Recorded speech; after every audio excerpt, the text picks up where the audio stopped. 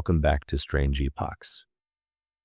I'm Sean Spainhour, and this is the show where we take one strange, true, documented moment from somewhere in the long and bewildering span of human history, and we sit with it. This week we are talking about a book. Not a lost book, not a destroyed book. A book that exists right now in a climate-controlled vault at the Voynich Rare Book and Manuscript Library at Yale University. A book that has been photographed, digitized, and made freely available online for anyone in the world to examine. A book that has been studied by professional cryptographers, linguists, historians, botanists, and astronomers for over a century. A book that has been the subject of academic papers and popular television documentaries and at least one novel. A book that no one in over 500 years has been able to read. Not a single word. Not because no one has tried, not because the script is damaged or faded. The book is in remarkably good condition for its age. The writing is clear. The illustrations are vivid. There are approximately 240 pages of text and images organized into what appear to be distinct sections, written in a confident and consistent hand by people who clearly knew what they were doing, and not one word of it corresponds to any known language, any known alphabet, any known code or cipher that the greatest minds in the history of cryptography have been able to crack. The Voynich Manuscript. A 500-year-old book written in a language no one has ever decoded, filled with illustrations of things that do not exist. New episodes every Tuesday. Sources are always in the episode description. Let's begin. New Haven, Connecticut. The Botanical Rare Book and Manuscript Library at Yale University. The present day. The building is striking. The exterior is made of translucent Vermont marble panels, thin enough to glow warmly when sunlight passes through them, creating an effect like light through a lantern. Inside, the central tower of stacks is enclosed in glass, a 6-story block of books visible from the reading rooms around it, protected from light and humidity changes by the glass enclosure. It is a building designed to make the preservation of old things feel significant, which it is. In this building, in a controlled environment where temperature and humidity are carefully maintained to prevent the degradation of old vellum, sits a small book. It measures about 6 inches by 9 inches, roughly the size of a modern paperback novel. It is bound in soft vellum covers. It contains approximately 235 surviving pages, though evidence of missing sections suggests it was once longer. The pages are made of vellum-prepared animal skin, calf skin, most likely, and they have been carbon dated to the early 15th century, between 1404 and 1438. The writing on those pages was applied in iron gall ink, of the kind used throughout medieval Europe. The illustrations were colored with pigments in green, red, blue, brown, and yellow. Everything about the physical object is consistent with a manuscript produced in Central Europe, sometime in the early to mid-1500s, possibly based on earlier material. The vellum is real. The ink is real. The pigments are real. The binding is consistent with the period. Nothing about the physical construction of the book is anachronistic or suspicious. And yet, open it to any page and you will find writing that bears no resemblance to any known language. Characters that resemble Latin letters, but are not Latin letters. Characters that appear in no other manuscript, no other document, no other inscription from any culture or any era. A script that is fluid and confident. The script of someone who has practiced writing these characters thousands of times, who moves from word to word with the ease of a person writing in their native tongue, and that, for all that fluency, encodes nothing that any linguist or cryptographer has been able to unlock in over 500 years of trying. Turn to another page, and you will find plants. Detailed botanical illustrations of plants with roots and stems and leaves and flowers, drawn with the confident eye of someone who has observed plants carefully. Except that none of these plants exist. They are not identifiable as any known species.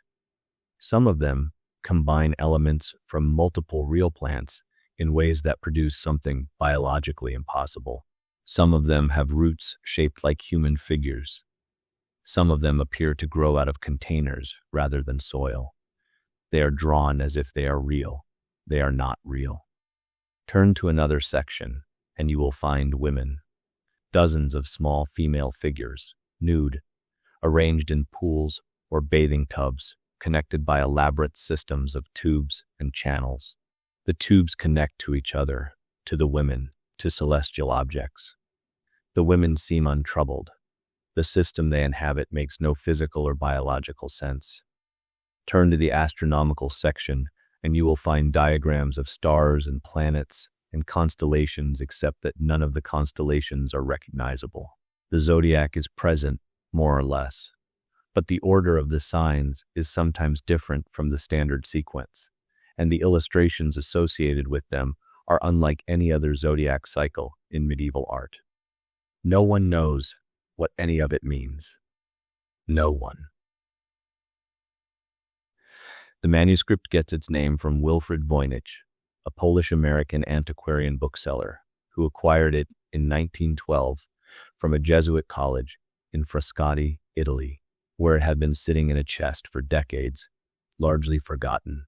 Voynich was a man with a talent for finding unusual books in unexpected places, and when he opened this one, he understood immediately that he had found something remarkable. He spent the rest of his life trying to figure out what it was, and he died in 1930 without having made meaningful progress. But Voynich was far from the first person to encounter the manuscript.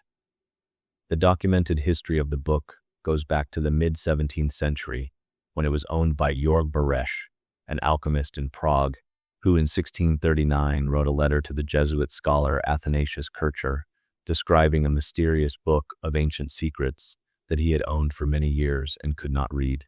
Kircher was perhaps the most famous polymath of the 17th century, a Jesuit priest who had published works on mathematics, magnetism, music theory, Egyptology, volcanology, and dozens of other subjects, and who was widely regarded as one of the most learned men in Europe. If anyone could read the Voynich manuscript, Baresch thought, it was Kircher. Kircher apparently could not, or at least left no record of success.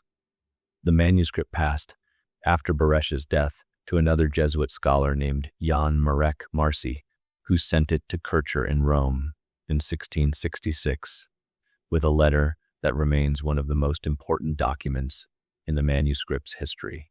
Marci's letter claimed that the manuscript had once been purchased by the Holy Roman Emperor Rudolf II, the same Rudolf who had issued the Letter of Majesty guaranteeing Bohemian Protestant rights, the same Rudolf who was known as a collector of curiosities and occult objects for 600 gold ducats, a vast sum.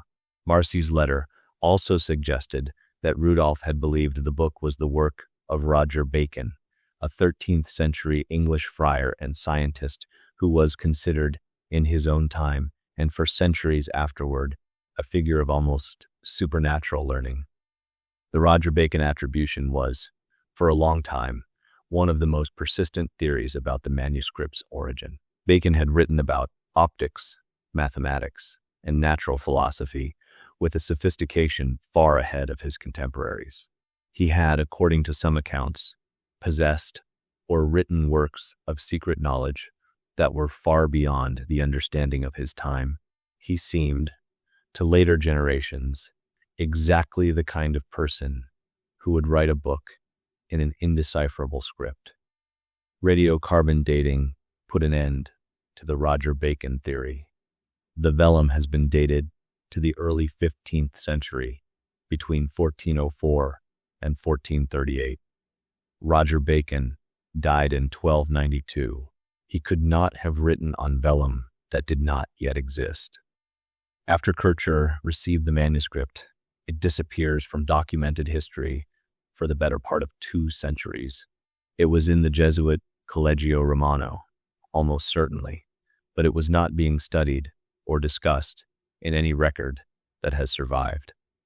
It sat in an archive, one unusual book among many, quietly waiting.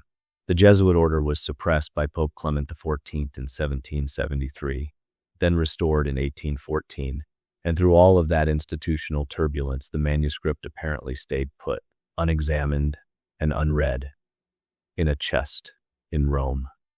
The manuscript spent the later decades of the 17th century in Rome, in the Jesuit Collegio Romano, where it sat in the archives, presumably unread, for roughly 200 years.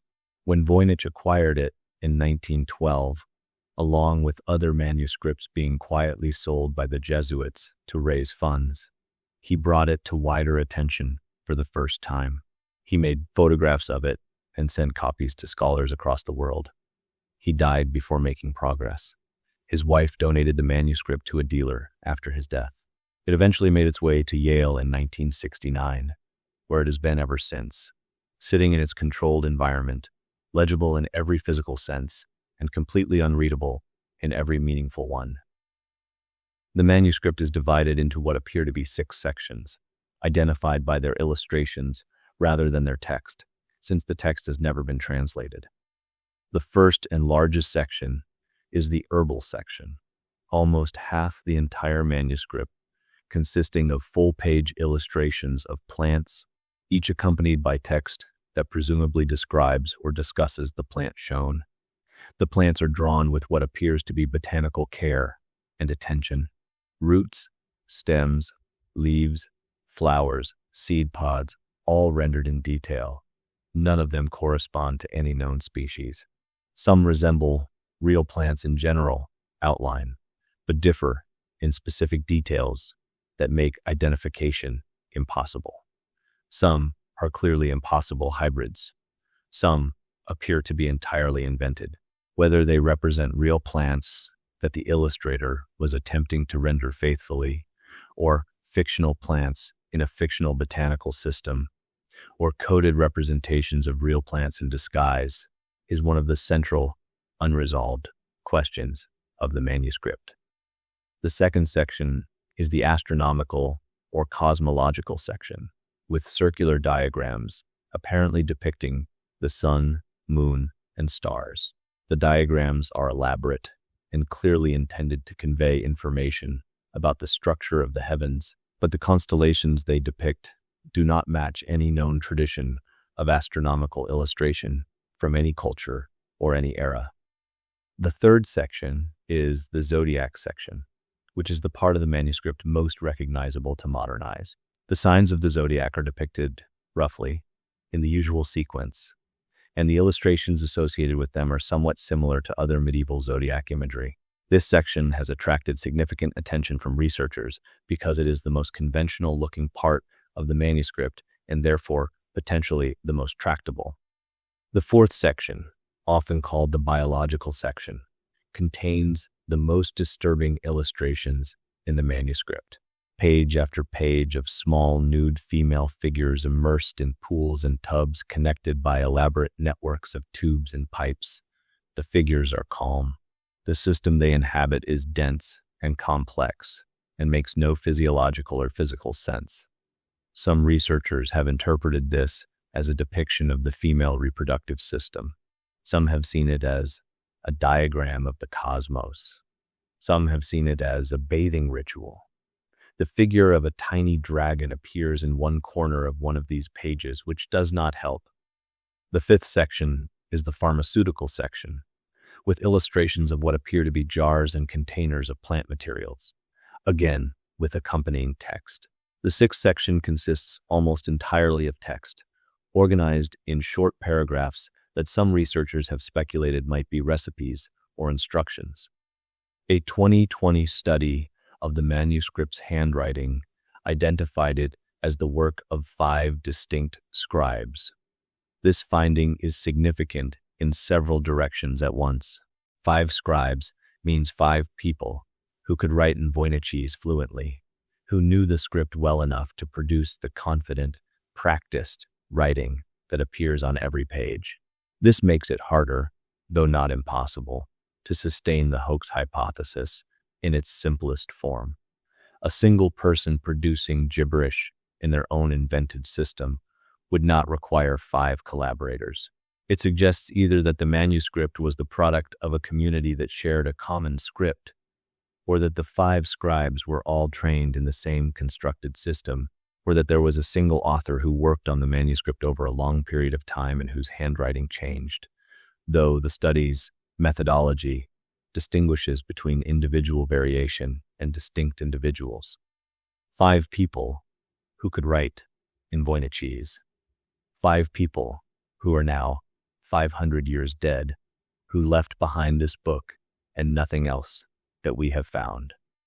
And all of it is written in Voynichese, the name that researchers have given to the script, and none of it has ever been decoded. The script of the Voynich Manuscript is, in some ways, the most interesting thing about it, more interesting than the mysterious plants or the enigmatic cosmological diagrams, because the script has properties that are genuinely puzzling, regardless of what it might mean, properties that have led researchers down very different paths in their attempts to understand it. Let me describe what Voynichese looks like. The characters are formed from simple strokes, curves, and lines and dots that are combined into what appear to be letters. There are somewhere between 20 and 30 distinct characters, depending on how you count them and how you resolve certain ambiguities. The characters combine into what appear to be words separated by spaces. The words appear to combine into sentences, sentences into paragraphs, paragraphs into pages. The structural organization looks, at a surface level, exactly like a text in a natural language. But when you look more carefully, Voynichese becomes strange. The statistical distribution of characters and words in Voynichese follows patterns that are consistent with natural language, specifically with Zipf's law, a mathematical relationship that describes how frequently words appear in natural languages.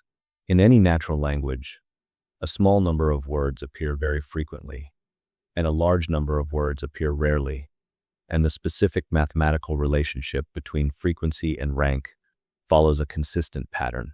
Voynichese follows this pattern. This is significant because randomly generated text does not follow this pattern. If someone had simply made up letters and put them on a page in random order, the statistical distribution would look different. The fact that Voynichese follows Zipf's law suggests that it is not random, that there is some underlying structure that is generating the text. But Voynichese also has properties that are deeply unusual for a natural language. The words in Voynichese tend to be similar in length, and the characters within words repeat in patterns that are uncommon in natural languages. In most natural languages, you can have the same letter at the beginning and the end of a word, or repeated multiple times in a row, or in various other configurations. Voynichese has strict, implicit rules about where certain characters can and cannot appear within a word, rules that are unlike the rules of any known language. This has led some researchers to suspect that the manuscript is not a natural language at all, but a constructed one, an artificial language with deliberately imposed structural rules. It has also led others to suspect something more disturbing, that the manuscript might be meaningless, that the statistical regularities of Voynichese might be the product of a clever algorithmic method for generating plausible-looking text that encodes nothing at all. Several researchers have proposed that the manuscript is an elaborate hoax produced by someone or several people using a method that generates text with linguistic-looking properties without any underlying meaning. Before exploring the hoax theory, it's worth saying something about Rudolf II and why he would have paid 600 gold ducats for a mysterious manuscript. Rudolf was, by any measure, one of the most unusual rulers in European history. He was deeply disinterested in the business of governance and deeply fascinated by art, science, alchemy, and the occult. His court in Prague became a gathering place for scholars, artists, astrologers, alchemists, and charlatans from across Europe, all attracted by Rudolph's generous patronage and his apparently inexhaustible appetite for curiosities. Tycho Brahe worked there. Johannes Kepler worked there. Dozens of alchemists passed through, most of them frauds of various degrees. Rudolph collected automata, clocks, paintings, natural specimens, astrological instruments, and exotic manuscripts with the compulsive energy of a man who believed that the secrets of the universe were out there, encoded in objects, waiting to be found. A manuscript in an unknown language, with mysterious illustrations, could have been sold to Rudolph for an enormous sum without arousing suspicion. It was exactly the kind of thing he was looking for. The most prominent hoax theory involves a 16th century figure named Edward Kelly, who was the associate of the astrologer John Dee, and who was known as a charlatan and a forger. Kelly spent time in Prague at the court of Rudolph II, who was known to pay handsomely for occult manuscripts of exotic origin. The theory, in brief, is that Kelly produced the manuscript specifically to sell to Rudolph, using a method he had developed for generating convincing-looking but meaningless script. This theory has the advantage of explaining why Rudolph paid so much for the book, and why Kircher, despite his enormous learning, could not read it. It has the disadvantage of being difficult to prove. The most serious recent challenge to the hoax hypothesis came from a 2013 study by a computational linguist named Marcelo Montemurro and a physicist named Damien Zanet, who analyzed the statistical structure of Voyniches in detail and concluded that the word patterns were consistent with the manuscript, conveying genuine information that the distribution of rare and common words across the manuscript sections matched the pattern you would expect from a text that was actually saying specific things in specific places, rather than the pattern you would get from algorithmically generated nonsense. Their conclusion was not that they had decoded the manuscript, but that the manuscript was worth decoding, that there was something there, something structured and meaningful, even if no one had yet found the key. There is one more feature of Voyniches worth describing, because it is unlike anything in any other known script. In most natural languages, the same word does not appear twice in immediate succession. You do not, in English, write the, or and. The repetition is so unusual that readers notice it immediately. In Voyniches, certain words do appear immediately repeated, with some frequency, in ways that natural languages almost never produce. This has led some researchers to conclude that Voyniches has a fundamentally different grammatical structure than any known natural language, that the way words combine in the manuscript follows rules that do not have any parallel in the linguistic traditions that have been studied. Others have interpreted it as evidence that Voyniches is not a language at all, but something else entirely, a notation system, perhaps like musical notation or mathematical notation, where repetition of a symbol has a different function than it would in a natural language. Every unusual feature of Voyniches points toward a different explanation. Every unusual feature is also consistent with more than one explanation. This is the fundamental challenge of the manuscript. The evidence it contains is genuinely ambiguous and has remained genuinely ambiguous through a century of serious analysis by serious people. The cipher hypothesis is, for many researchers, the most appealing. The idea that the manuscript is a natural language encoded in some kind of cipher or substitution system is supported by the fact that the text has the statistical properties of natural language, and by the fact that advanced cipher techniques were known and used in 15th and 16th century Europe. Cipher systems had been used in diplomatic correspondence, in private communication, in alchemical and astrological writing, in any context where the writer wanted to protect information from unauthorized readers. The Voynich manuscript, in this view, is simply an unusually well-made cipher, one whose key has not survived or has not yet been found. The problem is that no proposed cipher system has produced a convincing decipherment. Over the centuries since Voynich acquired the manuscript, Hundreds of serious attempts have been made by professional cryptographers and amateur enthusiasts alike. The American cryptanalyst William Friedman, who broke Japanese diplomatic codes during the Second World War and was considered one of the greatest cryptanalysts in history, studied the Voynich Manuscript for years and concluded that it was probably a constructed language rather than a natural one in cipher, but he was unable to decode it. Elizabeth Friedman, his wife, and an accomplished cryptanalyst in her own right, also studied it. Neither succeeded. William Friedman's approach to the manuscript is worth dwelling on, because Friedman was not a dilettante. He is the man who broke Japan's purple cipher system during the Second World War, arguably the most significant cryptanalytic achievement of the 20th century. He had dedicated his professional life to finding patterns in apparently random text and extracting meaning from them. He brought all of that expertise to the Voynich manuscript over the course of many years, and his conclusion was that the manuscript was probably written in a synthetic or constructed language, a language invented by its author rather than grown organically over generations. He organized a small study group of cryptanalysts who worked on the problem together. They produced a large amount of analysis.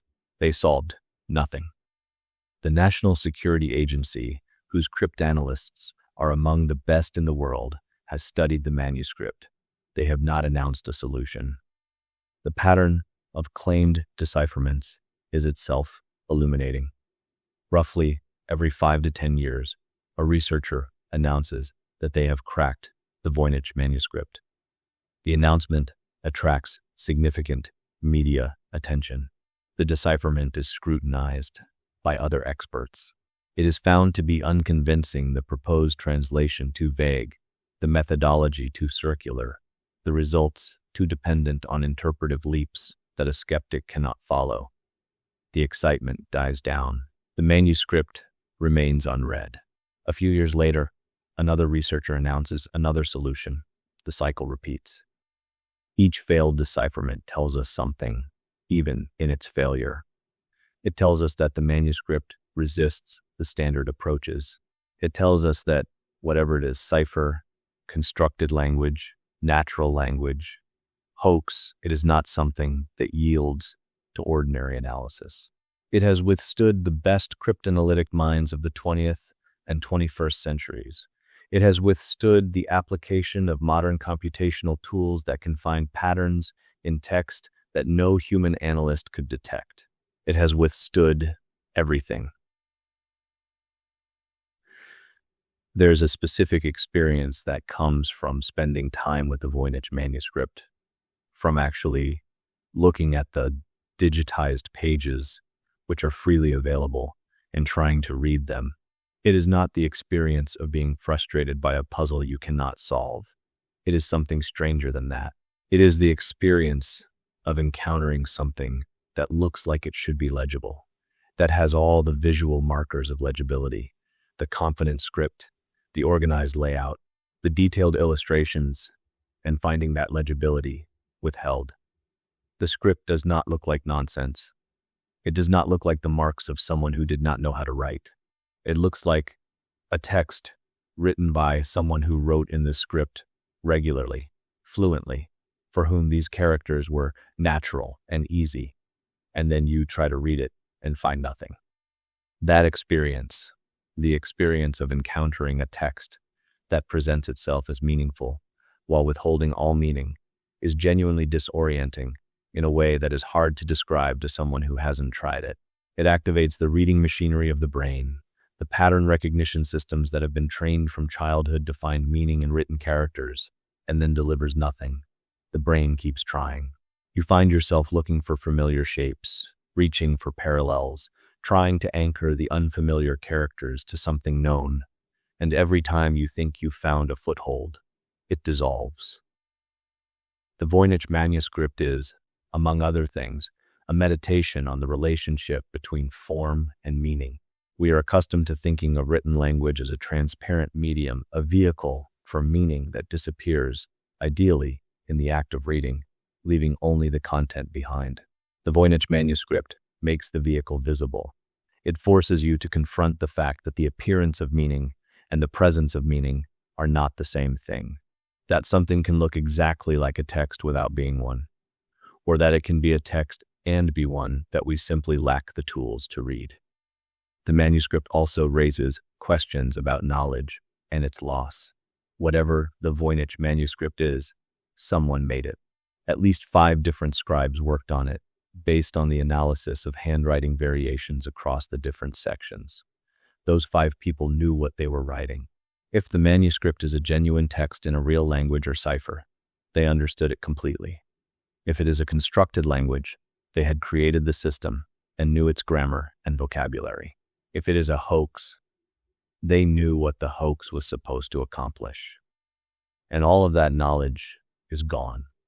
It died with them, somewhere in the 15th or 16th century, in a place we cannot identify, among people we cannot name. The manuscript survived, and the key to it did not.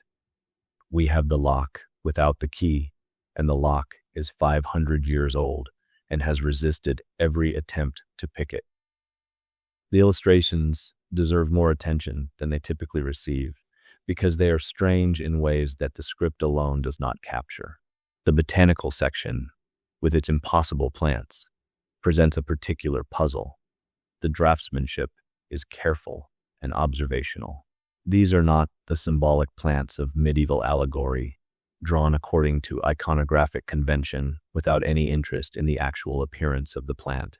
They are drawn with the kind of attention to physical detail, the specific shape of a leaf, the curve of a root, the arrangement of seeds in a pod that you see in serious botanical illustration, and yet the plants themselves are impossible. They do not exist. One hypothesis is that the plants are real plants, rendered in a deliberately disguised form, that the illustrator has distorted real botanical specimens to make them unrecognizable to anyone who does not have the key to undistort them. This would make sense as a protective measure if the manuscript contains medical or alchemical knowledge encoded in the botanical section. Disguising the plants would prevent an unauthorized reader from using the information even if they somehow broke the script. Another hypothesis is that the plants are real plants from a part of the world that European botanical illustrators in the 15th century had not encountered New World plants, perhaps, or plants from Central Asia or the Far East that were unfamiliar to the artists. A third hypothesis is that the plants are simply invented, part of a fictional botanical world that exists only within the manuscript. None of these hypotheses has been proven. Each of them implies a different understanding of what the manuscript is and why it was made.